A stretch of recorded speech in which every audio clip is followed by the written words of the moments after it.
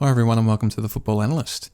Today we're going to take a look at Manchester City's recent victory against Liverpool in the Premier League, which they won 2-1. A few things we're going to look at from the match that I found to be the most critical were City's dynamic player movement, particularly in possession in their forward half, and also their stifling forward press against Liverpool. Liverpool really struggled to play out. But without further ado, let's get started. So the first thing we're going to look at is City's dynamic player movement. Which I felt was the biggest takeaway from the game, particularly in the first half where they were really putting pressure on Liverpool and they were just able to successfully play through the middle third and put pressure on the back line. So Guardiola and City were very clever with how they were going to play through Liverpool's shape. It was quite clear they wanted to target their inverted wingers in the half space. So that's City's inverted wingers, so Semenyo and Marmoush, and really put pressure on Liverpool's back four through these players. Semenyo in particular was really critical in this. Oftentimes he was able to drift in from the right and create a bit of a numerical advantage. And as we know, Pep Guardiola likes to have somewhat of a box four against three-man midfields. He tends to try and get four players in this central area, which is what Semenyo was acting as. And he likes to use his fullbacks really as the wide players, as the wingers. And in this kind of shape, players like Rodri and Silva, they're the ones that kind of come out to assist any build-up if the CBs are struggling to get the ball forward. So it's a very versatile, flexible shape, particularly with Marmoush tucking in. You get that almost like a pseudo two-striker formation as well. A lot of numbers centrally, which allows the fullbacks to bomb forward and have a lot of space to hit on the wings. But we'll take a look at a few of these in action. So in this one, we can see Semenyo's already come in. So he's already drifted in. What that's done is actually brought Gakpo across to try and cover, which has left a lot of space out wide. If we let this roll, we can see Guehi has the ball, plays it to Rodri, and they hit Semenyo. So because Gakpo is not a natural defender, and Liverpool's centre mids are tied up over here with O'Reilly and Bernardo Silva. Well, O'Reilly's actually over here. I'd say that's Marmoush. Gravenberch trying to stop play into Marmoush. And then I believe that might be McAllister there is trying to stop play into Silva. So this is what I was talking about before. A lot of City centre mids will drift in to almost make this a back three, which does have its benefits in playing out. And Semenyo's come in to act as almost another midfielder. But Gakpo's not a defender. He doesn't really press. And Semenyo's able to combine. And Marmoush gets brought down. So essentially, just putting pressure on Liverpool's back line through this type of play. If we go to the next slide, this is another example. So here we can see Semenyo is drifting inwards again. Silva's caught out here. However, Núñez is acting as the winger. So Gakpo's he has to look after him. He can't leave it to Kirkesh because Haaland kind of drifts over to the right to allow space for Marmoush to come inside. And Kirkesh has got to help out Van Dijk potentially with that. So what you'll see here is a bit of combination up here and then more play into midfield for City. So Guehi passes to Marmoush. Because Liverpool players are kind of tracking runs, Gravenberch is tracking O'Reilly, Wirtz has come up to press. Kanate's been the one that has to come up on Marmoush because Szoboszlai's now got two players he needs to take care of.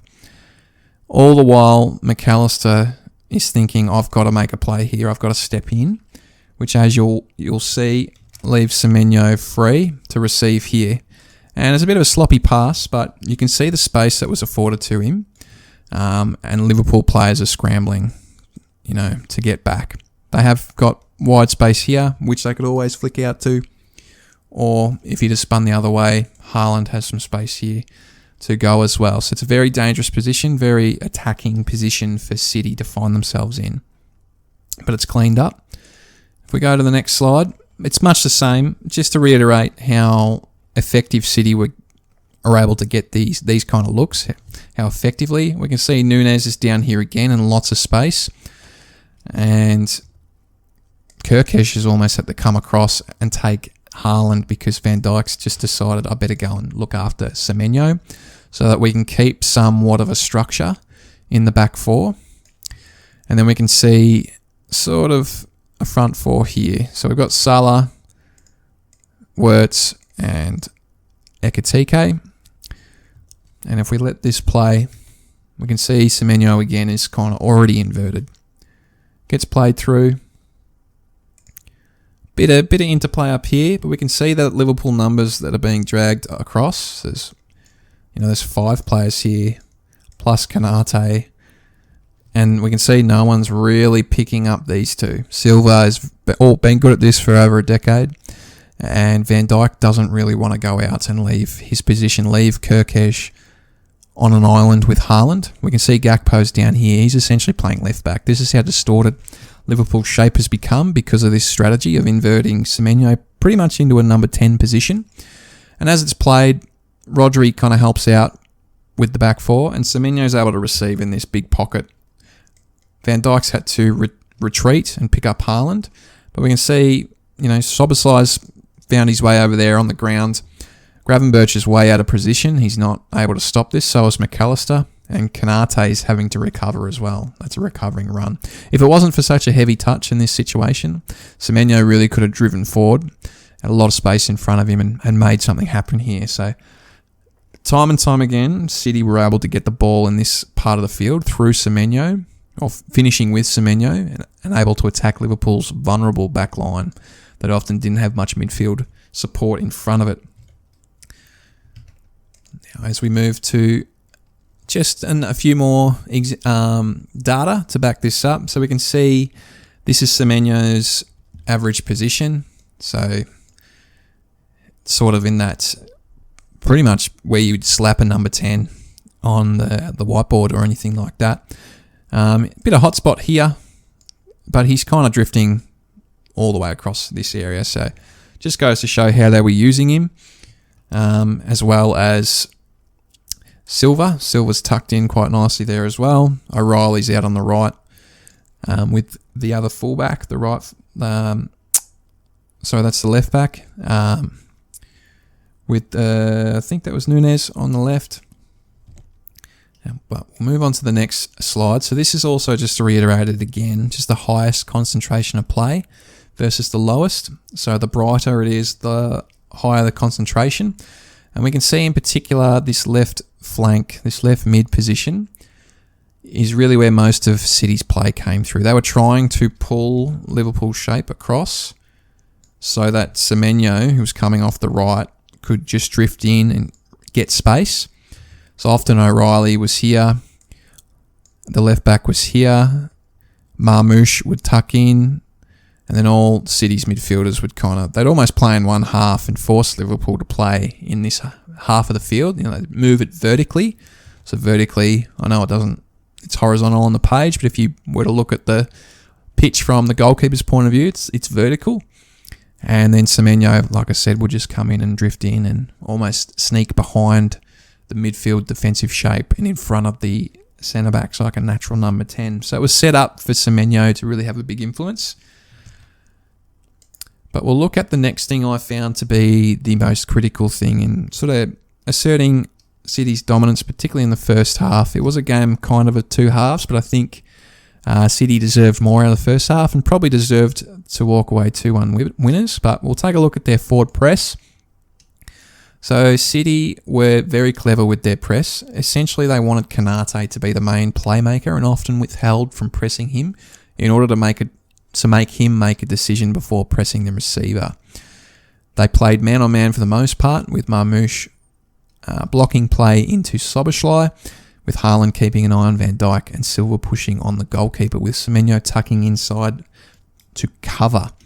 So from here, if a ball is played to Kanate, they instantly sit off. They don't press. So Marmoush will stop any play in the Soboslai or the right back. Bernardo Silva will creep forward almost to make sort of visual pressure. He's not pressing, but Kanate can see numbers. He can see blue shirts. And Haaland is minding Van Dijk because he doesn't want to switch, of course. Van Dijk's the main playmaker.